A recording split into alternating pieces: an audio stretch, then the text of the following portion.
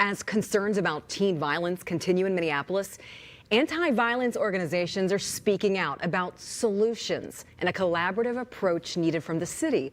The latest incident was Monday when two 15-year-olds were shot after reckless driving. It all started with a stolen Kia those two teenagers were riding in. And as temperatures warm up, we start to see an increase in these types of incidents. Yeah, Brittney Ermon sat down with a handful of organizations dedicated to changing these bad outcomes. And Kevin and Lindsay, several organizations tell me they rarely, if not ever, have the opportunity to sit down in the same room and talk about ways to tackle teen violence. So we got three of these groups together to ask about what they're seeing firsthand and ways to fix it.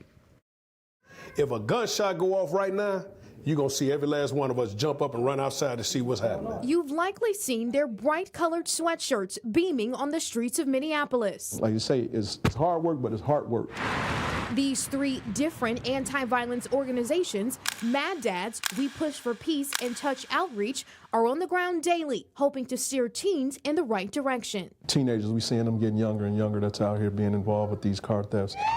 Just this week, Minneapolis police says two 15-year-old boys were shot while recklessly driving in a stolen Kia. It's easy for people to look at this and just say, these are bad kids.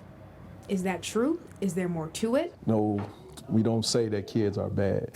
Mentors say what happens in the child's household is often what spills out onto the streets. And it will really give you a clear understanding of like how a kid's mind is developing to their environment and the things that they're seeing on a daily basis. How many people are going to blame these kids for making decisions when their brain isn't fully developed? Because they are very in tune with what they're doing.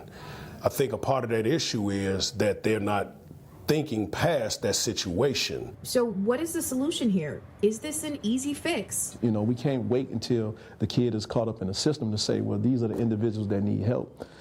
We got to start doing some door knocking in some of these communities that's high impacted by some of these things that's going on. Instead of saying, you know, our children is traumatized, okay, well, how are we helping them turn that trauma into power? Let's start talking about that. And then let's do it on a collaborative front and let's get on the same page so that the message can be very clear. What do you need from the community? What do you need from the city to accomplish your goals? We need more of this.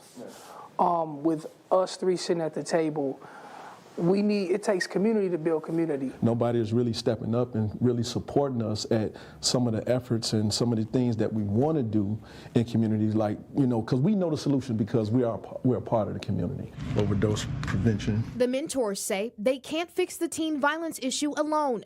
It comes down to more city funding, collaboration from other organizations, parents, and the community to make a long-lasting impact. So my then request for everybody else is, who else wants to come to the table?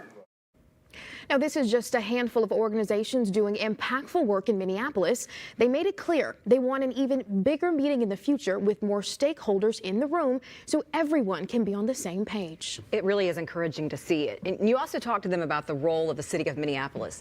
What specifically are these group leaders asking for from city leaders? Lindsay and Kevin, they want to see more consistency. They brought up that these short-term contracts and grants will not help these long-term problems. And the groups you brought together are the ones on the front lines. Absolutely. You see them. If you drive down the street, you see their bright sweatshirts and you know that they're there helping the community.